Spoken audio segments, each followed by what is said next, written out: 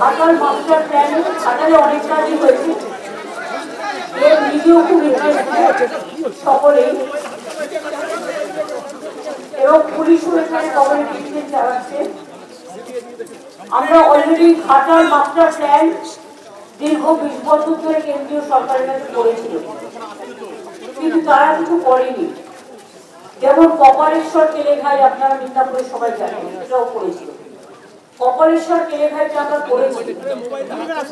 আর যেটা হচ্ছে তোমার ঘাটাল, যেটা মাস্টার প্ল্যান সেন্টারের করার কথা ছিল না, করেনি। কিন্তু আমরা অলরেডি 1,000 কোটি টাকার একটা মাস্টার প্ল্যান করেছি। তার মধ্যে এবছরের বাজেটে 500 কোটি টাকা রাখা হয়েছে, এবং সেই 500 কোটি টাকার মধ্যে আমি বলে দিচ্ছি, দেখি আমাকে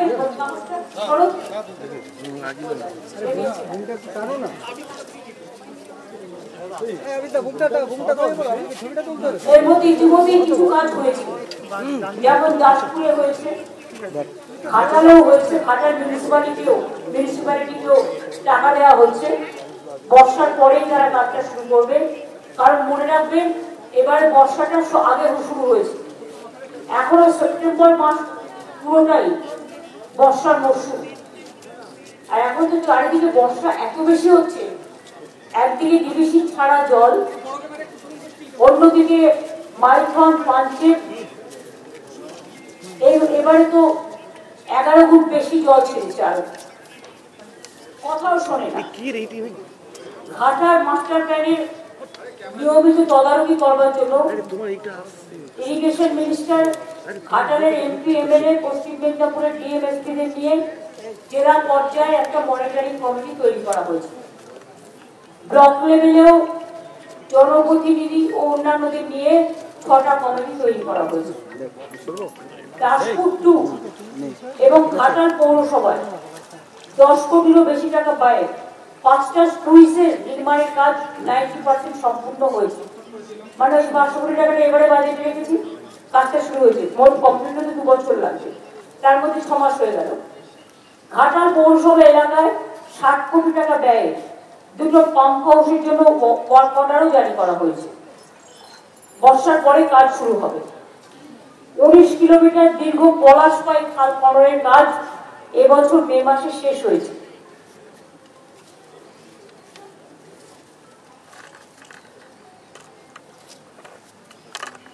ওল্ড কোশি, সোলাতোপা খাল এবং পুরানো সোলাতোপা খাল সহ মোট 25 কিলোমিটার নদী ড্রেজিংয়ের জন্য অর্ডার দেওয়া হয়েছে। অন্যান্য নদী ও ড্রেজিং ও টেন্ডার প্রক্রিয়া সম্পূর্ণ হয়েছে, চূড়ান্ত পর্যায়ে আছে। ঘাটাল পুরসভা এলাকায় শিলাবতী নদীর বাম পাড়ে 3.5 কিলোমিটার দীর্ঘ গার্ডওয়াল নির্মাণের জন্য যে জমির পরিমাণ, সেটাকে যতটা জমি কমানো যায় আমরা দেখব, আর চেষ্টা করব যে মানুষকে উচ্ছেদ না করে যদি কোনো রকম অ্যাভয়েড করে অল্টারনেটিভ কোনো রুট বাঁচা যায়, সেই জন্য স্যাম্পল সার্ভে শুরু হয়েছে। 84টি নতুন কাজ, যেমন স্লুইস, সেতু এবং ড্রেজিং সহ অন্যান্য কাজের জন্য মাটি পরীক্ষা, জরিপ এবং নকশারও কাজ চলছে। এগুলো 2025 সালের নভেম্বর মধ্যে চেষ্টা করছি, মানে বর্ষাটা না কমলে তো সার্ভেগুলো হয় না, সুতরাং সেই জন্য আমরা এটা অপেক্ষা করছি। এছাড়াও একটা কথা আমি বলি যে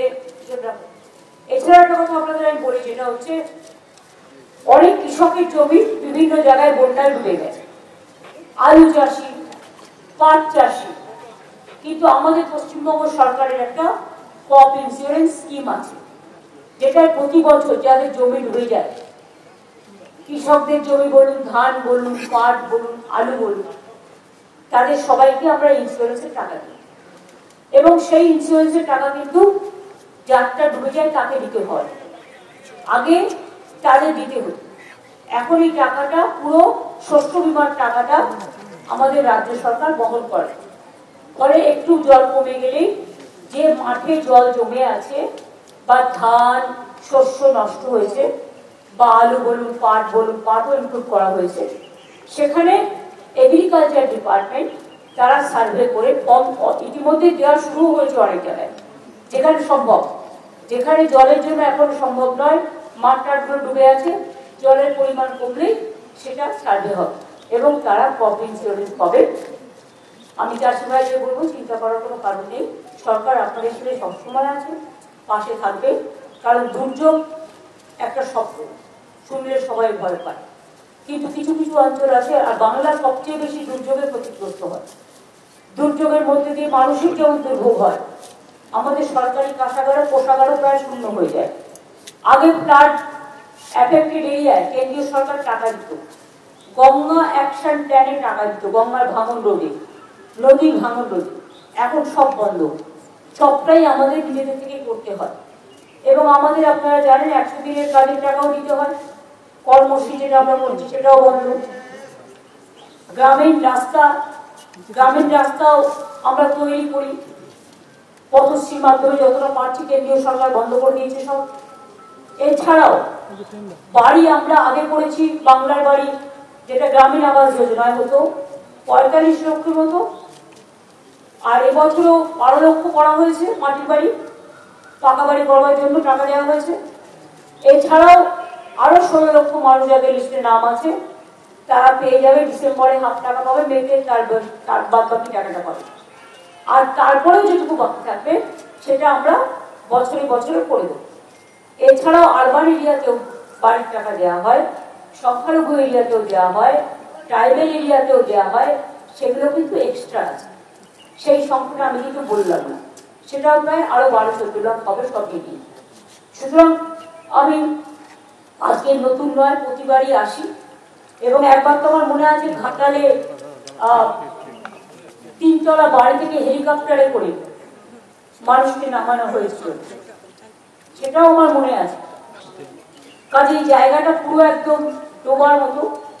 আর বাংলাটা প্রবলেম হচ্ছে নদীমাতৃকা দেশ, আর পশ্চিম বাংলাটা ঠিক নৌকার মতো, নেপালে বৃষ্টি হলে বাংলায় জল ছেড়ে দেয়, ভুটানে বৃষ্টি হলে উত্তরবঙ্গ ডুবে যায়, নেপালে বৃষ্টি হলে উত্তরবঙ্গ ডুবে যায়, ডিবিসি জল ছেড়ে দিলে, মাইথন জল ছেড়ে দিলে, পাঞ্চেত জল ছেড়ে দিলে অন্যান্য নদী হয়ে সেই জলগুলোতে দক্ষিণবঙ্গ ডুবে যায়।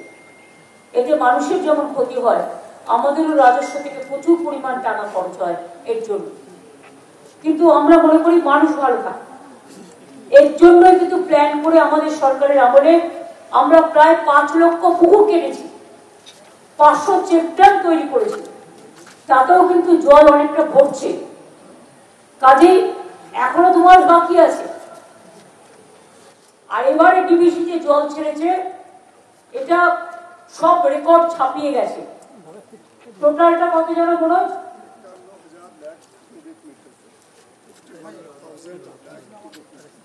51,000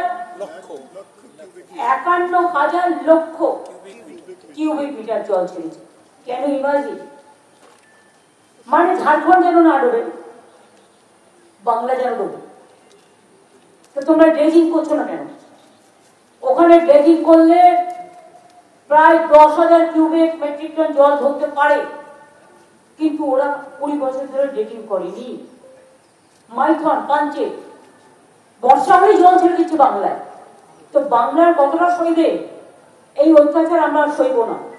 আগামী দিন আমি 2026-এর নির্বাচনের পরে এই ডিবিসির জল আমাদের এখানে ছাড়লেই কি করে ডিবিসির জলটাকে আটকানো যায় তার প্ল্যানিং আমরা করব। এতে টাকা লাগবে, বাট আমাদেরও দরকার হলে কয়েকটা ড্যাম করতে হবে। ওইদিকে জল ছাড়লে আমরা আমাদের ড্যামে দিয়ে আমরাও জল অন্য দিকে পাস করবো। কারণ যতক্ষণ একটা কথা আছে, প্রবাদ, কিছু না কাটলে মা দুধ দেয় না। বলতে বলতে বলতে বলতে যখন ফেড আপ হয়ে গেছি, তখন এবার action is our reaction. We have to wait for that. আমরা উইল প্ল্যান ফর নেক্সট, এটাই আমাদের গেম প্ল্যান। আসাম বন্যার টাকা পায়, দিয়েছে, বিহার দিয়েছে, বাংলা তো বঞ্চিত না। বাংলা হচ্ছে সব সন্তান, বাংলার সাথে সবসময় বিমাতৃসুলভ আচরণ, দেখছেন তো, আমি ঈশ্বরচন্দ্র বিদ্যাসাগরের বাড়ি ওখান দিয়ে এলাম, যিনি বাংলা ভাষার উৎপত্তি স্থল থেকে নারী শিক্ষা, মহিলা বিবাহ সবকিছুই করেছিলেন, বাল্য বিবাহ রোধ, রাজা রামমোহন রায়ের সতীদাহ সংস্কার, রবীন্দ্রনাথ ঠাকুরের জাতীয় সঙ্গীত, বঙ্কিমচন্দ্রের বন্দে মাতরম, নেতাজি সুভাষচন্দ্র বোসের জয় হিন্দ স্লোগান, মাতঙ্গিনী হাজরার পিঠাবনি ব্রিজ, আগে যখন ইউনাইটেড মিদনাপুর ছিল, তাম্রলিপ্ত সরকার, ভারতবর্ষে যখন 3টে স্বাধীন সরকার গঠিত হয়েছিল দেশ স্বাধীনের আগে, একটা ছিল বালিয়া, আর একটা ছিল সাতারা, আর একটা ছিল এই তাম্রলিপ্ত সরকার। সব ভুলে গেছে। এখন বলছে বাংলা ভাষারই নাকি কোনো অস্তিত্ব নাই, বাংলা বলে কোনো ভাষা নেই। আবার বলছে টুইট করে, আমি কেন বলেছি তাই আমাকে ন্যাশনাল সিকিউরিটি অ্যাক্টে অ্যারেস্ট করা উচিত। আমরা যা ইচ্ছে করে যা, আমি বলবই। আর একটা কথা হচ্ছে এসআর এর নামে, স্পেশাল ডিভিশনের নামে এনআরসি করার একটা প্ল্যান চলছে। সবাই কিন্তু যার ভোটার লিস্টের নাম আছে, আবার নতুন করে হবে। এমন কেউ যেন বাকি না থাকেন যে ভোটার লিস্টের নাম তুলবেন না, প্রত্যেকে নাম তুলবেন। আর যেখানে দেখবেন নাম বাদ দেওয়া হচ্ছে, সেখানে কি করে নাম তোলাতে হয় আপনারা যাবেন, দরবার করবেন, আমরা সম্পূর্ণভাবে আপনাদের সাথ দেবো। মানুষের নাম বাদ দিয়ে তাদের বাংলাদেশ পাঠিয়ে দেওয়া আর ইন্ডিয়ার লোকেদের বাংলাদেশি বলা, যারা ভারতবর্ষে সেটেল হয়েছে, যাদের এপিক কার্ড কে করেছিল ইলেকশন কমিশন, তারা আজকে কেন হবে না? কত হাজার হাজার কোটি টাকা দিয়ে করেছো? আধার কার্ড কে করেছিল government of India? Crore crore টাকা কি জলে ফেলে দেবে? সেই টাকাগুলো দিয়ে তো জল বন্ধ কি করে হয়, বন্যা, সেটার জন্য কাজ করা উচিত। রেশন কার্ড হবে না, আধার কার্ড হবে না, এপিক কার্ড হবে না, তো কি হবে? 50 বছর আগে তার মা বাবা মরে গেছে, তার বার্থ সার্টিফিকেট চাই। তোমাদের বার্থ সার্টিফিকেট আছে তো? এটা পুরো একটা প্ল্যান্টেড গেম, এবং প্ল্যানটা তৈরি করেছে double engine Sarkar, government of India, election কমিশনকে সাথে রেখে। আমরা এটা মানবো না, আমরা এটা সইব না, আমরা এটা মানছি না। সবাইকে আমি বলবো জয় বাংলা বলে, মাভই মাভই বলে ভোটার লিস্টে সবাই নাম তুলবে। আমার নামে বিজ্ঞানে আছে, এই ভুলটা করবেন না, কারণ নতুন করে হচ্ছে। এটা একটা প্ল্যান মানুষকে বিতাড়িত করার। আসামে 7 লক্ষ হিন্দুদের নামও বাদ দিয়েছিল।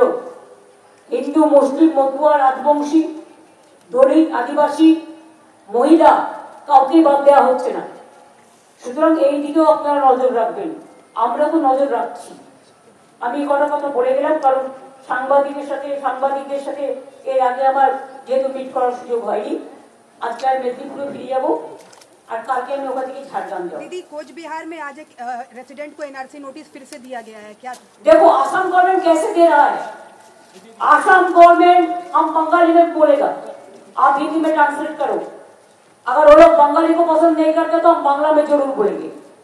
बांग्ला भाषाয় বলছি, এনআরসি নোটিশ রাজবংশকে দেওয়া হয়েছে, শীল পরিবারকে দেওয়া হয়েছে, মতুয়াদের উপর অত্যাচার হয়েছে, মহারাষ্ট্রে কুচিয়ে কুচিয়ে খুন করা হয়েছে, গুজরাটে অত্যাচার হয়েছে, রাজস্থানে হয়েছে, মধ্যপ্রদেশে হয়েছে, উড়িষ্যায় হয়েছে, গুরগাঁও তো এখনো অনেকে জেলে আছে। আর এত বড় সাহস, বলছে বাংলা বলে কোনো ভাষাই নেই। যে বাংলা ভাষা স্বাধীনতার জন্ম দেয়, যে বাংলা ভাষা জাতীয় নবজাগরণের জন্ম দেয়, যে বাংলা দেশকে স্বাধীন করে, যে বাংলা সারা পৃথিবীতে পঞ্চম আর সারা এশিয়াতে দ্বিতীয়। আমি অন্য ভাষা বলতেই পারি, আমার কোনো আপত্তি নেই, সবাইকে আমি সম্মান করি, কিন্তু আমার নিজের মা বলতে শেখা ভাষা আমি মা বলতে পারবো না, এটা কখনো হয় না। একটা শিশু জন্ম নিয়ে 5 মা বলতে শেখে। হ্যাঁ, মাকে কেউ মাদার বলে, কেউ আম্মা বলে, কেউ মাম্মা বলে, নানা ডাকে ডাকে, মা তো ভাই। মাতৃভূমিকে রক্ষা করার শপথ আমাদের সকলে। दीदी, ये बेंगोली अस्तित्व को खत्म करने की कोशिश की जा रही है। Central government for Ghatal flood situation. Till now, any fund released by nothing, zero.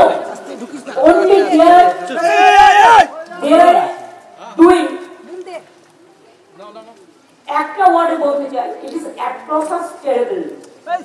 কি করছো টু বেঙ্গল অ্যান্ড বাঙালি যারা বলে, বাংলা ভাষা যারা বলে, অন্য ভাষাকে আমি সম্মান করি, আমি কোনো ভাষাকে অসম্মান করি না।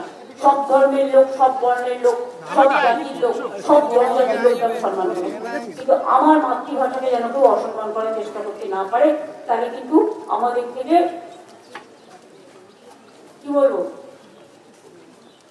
মাহুই মাহুই বলে এগিয়ে চলার শক্তি আমরা আমাদের মনীষীদের কাছ থেকে যেটা পেয়েছি, এটা নিয়ে আমরা চলবো। আর বাদ ভেঙে দাও, বাদ ভেঙে দাও, অত্যাচারের বাদ ভেঙে দাও, আমরা ভাঙবো। দিদি